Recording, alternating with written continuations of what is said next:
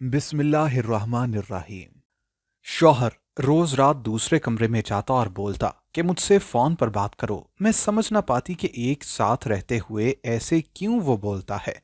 वो बोलता बस अच्छा लगता है। मैं मान जाती। फिर पूरी रात हम मैसेज पर बात करते। जब एक रोज मैं उस कमरे में चली गई जहां शौहर सोता था, लेकिन ये देखकर पैरों तले से जमीन निकल गई कि मेरा शौहर। मेरा नाम मिदहत है। मेरे वालिदैन बचपन में वफात पा गए थे और मैं अपने चचा के यहाँ रहती थी। मेरे चचा तो अच्छे थे, मेरे साथ अच्छा सलूक करते थे, मगर चची अच्छी ना थी। वो मुझसे घर के सारे काम करवाती थीं। मैं गवर्नमेंट कॉलेज जाती थी और मेरे चचा की बेटियां एक अच्छे प्राइवेट कॉलेज में पढ़ती थीं। मेरी जिंदगी में अगर थोड़ा बहुत सुकून था तो सिर्फ चचा की वजह से। चची मेरे लिए अच्छे रिश्ते ठुकरा देती थीं। एक बार चची के भांजे का भी रिश्ता आया, क्योंकि वो मुझे पसंद करता था। लेकिन चची ने वो हंगामा किया कि वो लोग कानों को हाथ लगाते हुए चले गए। चचा चाहते थे कि जल्द अज जल्द मेरी शादी कर दी जाए और चची ये नहीं चाहती थी। इन्हीं हालात में चचा ने मुझे एक दिन कहा कि मैं तुम्हारी शादी कर रहा हूं। फिलहाल लड़के से फोन पर निकाह होगा, कुछ अरसे के बाद रुखसती हो जाएगी। मैं बहुत हैरान हुई कि किससे मेरा निकाह हो रहा है और फोन पर क्यों। चचा से पूछा तो कहने लगे कि वो बाहर के मुल्क होता है, इसलिए जब आएगा तब ही रुखसती होगी। खैर, मेरा निकाह हो गया। मुझे न अपने शौहर का नाम मालूम था और ना ही मैंने उसे देख रखा था। निकाह के बाद चचा ने मुझे एक फोन दिया और कहने लगे कि यह तुम्हारे शौहर ने दे दिया है, उससे बात कर लेना। मैं इंतजार करती रही, मगर हैरत अंगेज तौर पर मेरे शौहर का ना कोई मैसेज आया ना कोई कॉल। चची का रवैया दिन ब दिन अब मुझसे बदतर होता जा रहा था। एक दिन वो मुझे घर से निकालने लगी थी कि चचा ने देख लिया। वो गुस्सा हुए तो कहने लगे, कल ही इसके शौहर को बुलाकर इसकी रुखसती करो, वरना मैं अपनी बेटियों को लेकर यहां से चली जाऊंगी। अगले ही दिन मेरा शौहर मुझे रुखसत करवाने आ गया। वो एक खुश शक्ल और सुलझा हुआ शख्स था।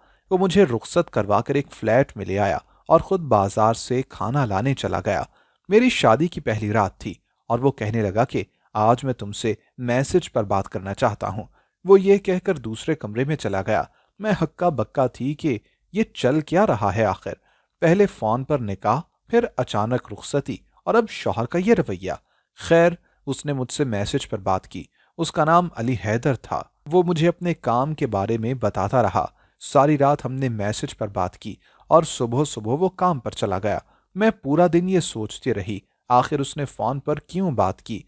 अगले रोज भी उसने यही कहा कि हम फोन पर बात करेंगे और दूसरे कमरे में चला गया। मैं आज ये तवक्को नहीं कर रही थी, मगर उसका इसरार था कि वो मुझसे फोन पर ही बात करेगा। कुछ दिन ये सिलसिला चलता रहा। आखिर मैंने डरते डरते एक दिन पूछ ही लिया कि आप मुझसे फोन पर क्यों बात करते हैं। तो वो कहने लगा कि मुझे ऐसे ही अच्छा लगता है कि तुम मुझसे फोन पर ही बात किया करो। मैं उसकी बात मान जाती और हमारी बात सारी रात मैसेज पर होती रहती। वो न जाने क्यों मुझसे कॉल पर बात नहीं करता था। मैं दिन ब दिन उसके रवैये के मुतालिक मशकूक होती जा रही थी। वो सिर्फ 5-10 मिनट ही मुझसे गुफ्तगू करके चला जाता और रात को भी दूसरे कमरे में चला जाता। दिन ऐसे ही गुजर रहे थे। एक दिन मैंने अपने शौहर से रात को फोन पर बात की कि अचानक पेट में दर्द होने लगा। मैंने उसे बताया तो वो कहने लगा कि मैं आता हूँ। आधे घंटे बाद वो आया और मुझे अस्पताल ले गया। मुझे शदीद गुस्सा आया कि साथ वाले कमरे में होने के बावजूद वो इतनी देर से आखिर क्यों आया है। वो बेचारा मुआफ़ी मांगने लगा तो मैंने उसे मुआफ़ भी कर दिया। मुझे उसकी समझ नहीं आती थी। उसके दूसरे कमरे में जाने वाले सिलसिले ने मुझे मजबूर कर दिया था कि मैं सोचूं कि ऐसी क्या बात है जो मुझसे इतना दूर दूर रहता है और मुझसे नजरें तक मिलाकर बात नहीं कर सकता। मैं किसी से अपने दिल की बात कह सकती थी ना उसे छोड़ कर जा सकती थी। मुझे ये भी डर था कि अगर मैंने उससे सख्ती से पूछा तो कहीं नाराज होकर मुझे घर से ही ना निकाल दे। मेरा तो कोई ठिकाना ही ना था। इसलिए मैं चुपचाप उसकी बात मानती रही। वो जैसा कहता मैं वैसा कर लेती। मैसेज पर वो बहुत अच्छे तरीके से बात करता था, लेकिन आमने सामने सर झुकाकर और 2 मिनट की गुफ्तगू करके चला जाता। मुझे ये भी डर था कि दूसरे कमरे में जाने आखिर वो क्या करता होगा। तरह तरह के ख्यालात मुझे परेशान रखते थे। इसलिए एक दिन मैंने उसका राज पता चलाने का फैसला कर लिया। मेरा शौहर काम से वापस आया तो खाना खाकर दूसरे कमरे में चला गया। थोड़ी ही देर के बाद हम मैसेज पर बात करने लगे। आधा घंटा गुजर गया तो मैंने आहिस्तगी से अपने कमरे का दरवाज़ा खोला और साथ वाले कमरे की तरफ बढ़ गई, जहां मेरा शौहर मौजूद था। मैंने जैसे ही दरवाज़ा खोला, ये देखकर पैरों तले से ज़मीन निकल गई कि शौहर तो वहां पर था ही नहीं। फिर आखिर वो कहाँ गया था? वो तो रोज़ इधर ही आता था। मैंने पूरा घर छान मारा, मगर वो घर में कहीं भी ना था। सिर्फ मैं ही मौजूद थी। मैं घबरा कर और डर कर अपने कमरे में आ गई। वो तो साथ वाले कमरे में होता था, फिर कहाँ चला गया? मेरा दिमाग अब चकराने लगा था। इस अजीब सूरत हाल की मुझे समझ ही नहीं आ रही थी। मुझे लगा कि मेरा शौहर मेरे साथ कोई गेम प्लान कर रहा है। इसीलिए मैंने मैसेज पर उसे न बताया कि मुझे ये पता चल चुका है कि वो कमरे में नहीं है। मुझे ये ख्याल आया कि हो सकता है वो किसी काम से बाहर चला गया हो और मुझे परेशान ना करना चाहता हो, इसलिए ना बताया हो। खैर, मैंने सोचा कि मैं कल दोबारा पता लगाऊंगी कि आखिर ये माजरा क्या है। अगली रात को फिर वो हस्बे मामूल मुझे कहकर अपने कमरे में चला गया। 1 घंटे बाद मैं अपने कमरे से निकली और उसके कमरे का दरवाज़ा खोला तो वो कहीं भी ना था। मैं एक बार फिर हक्का बक्का रह गई। अगले 2-3 दिन मैंने यही देखा कि वो कमरे में नहीं होता था। सोच सोच कर मैं परेशान हो गई कि वो आखिर होता कहाँ था और सुबह वापस कैसे आ जाता था। मैं ये बात उससे पूछ भी ना सकती थी कि कहीं उसे शक ना हो जाए। अंदर ही अंदर मैं बहुत डर गई थी। मालूम नहीं मैंने किसके साथ शादी कर ली थी। एक ख्याल मुझे ये भी आया कि कहीं वो दूसरी शादी ना कर चुका हो। मैसेज पर वो मुझसे हमेशा इज़हारे मोहब्बत ही करता था, तो फिर ये आखिर पता नहीं चक्कर क्या था। अगली सुबह मैंने उसे कहा कि मैं जान चुकी हूं कि तुम रात को कमरे में नहीं होते। मुझे बताओ कि कहाँ होते हो तुम? वो मेरे सवालात पर एकदम घबरा गया। उसका रंग फक हो गया था, लेकिन फिर कहने लगा कि मेरे दोस्त का एक्सीडेंट हो गया था। उसका दुनिया में कोई नहीं, तो मैं रोज रात को उसी के पास चला जाता था। उसकी वजाहत से मैं मुतमईन तो हो गई, मगर फिर भी मुकम्मल शक दूर ना हुआ था। मेरे चेहरे पर शक देखकर कहने लगा कि आज रात मैं दूसरे कमरे में ही रहूंगा, तुम देख लेना। अगली रात मैंने उसके कमरे का दरवाज़ा खोला तो वो कमरे में ही था और जाग रहा था। मेरा शक दूर हो चुका था और मैं वापस आकर मैसेज पर उससे बात करने लगी। मेरी चची भी एक दिन आई, कहने लगी कि अपने शौहर को बुलाओ, मैंने उसे देखना है। मैंने उसे बहुत फ़ोन किए, मगर उसने उठाया ही नहीं। चची मुझे बातें सुनाते हुए चली गईं। शाम को वो घर आया तो मैंने उसे कहा कि मैंने तुम्हें इतने फ़ोन किए, तुमने कॉल क्यों नहीं उठाई? वो हैरान होकर कहने लगा कि नहीं, मेरे पास तो कोई कॉल ही नहीं आई। मैंने खुद उसको इतने मैसेजेस और कॉल्स की थी।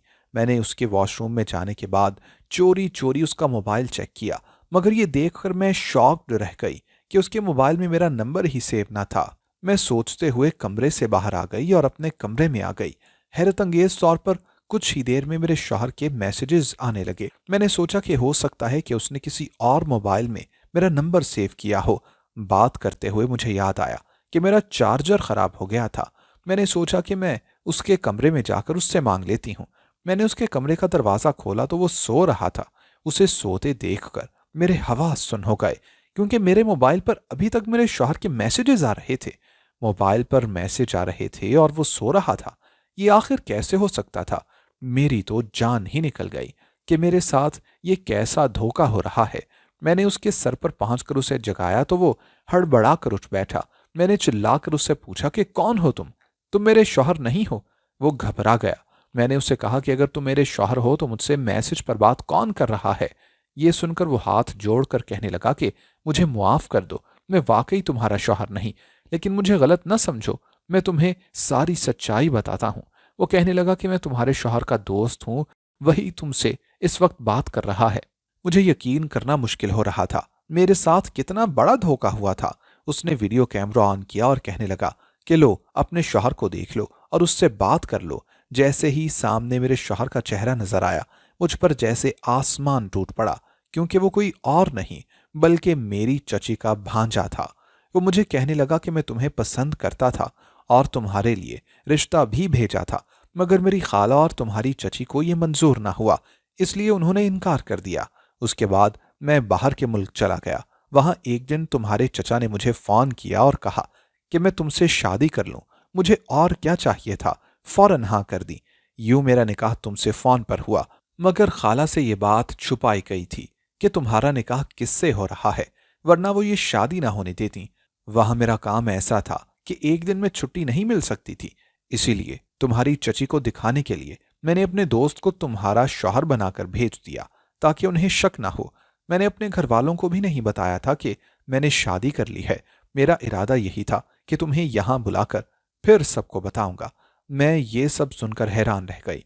मैंने उसे कहा कि मुझे पहले क्यों ना बताया, तो उसने कहा कि उसे लगा कि कहीं मैं ये सुनकर उसे छोड़ ना दूं। कहने लगा कि मैंने तुम्हारा वीजा भिजवा दिया है, मेरा दोस्त तुम्हारे यहां आने के सारे इंतजामात कर देगा। मेरे शौहर के दोस्त ने भी इस सारे ड्रामे के लिए मुआफी मांग ली और कहा कि वो मुझे अपने घर नहीं ले जा सकता था, इसलिए खुद रात को यहां से चला जाता था। उसने मेरी रवानगी के लिए सारे काम जल्दी जल्दी निपटा दिए। मेरे चचा ने खुद मुझे एयरपोर्ट पर छोड़ा। मेरे शौहर ने बहुत गर्मजोशी से मेरा इस्तकबाल किया और यूं मेरी एक नई जिंदगी शुरू हुई। जब तक मेरी चची को पता चला तब तक बहुत देर हो चुकी थी। अब मैं अपने शौहर के साथ बहुत खुश थी। अल्लाह ने इतने साल के मेरे सब्र का मुझे बहुत अच्छा फल दिया था। दोस्तों, अगर आपको हमारी आज की कहानी पसंद आई हो तो लाइक करना और कमेंट करना हरगिज ना भूलिएगा। और अगर आप मुस्तकबिल में भी ऐसी कहानियां सुनना चाहते हैं तो हमारे चैनल को सब्सक्राइब करते हुए घंटी का बटन जरूर दबाइएगा। अल्लाह हाफिज।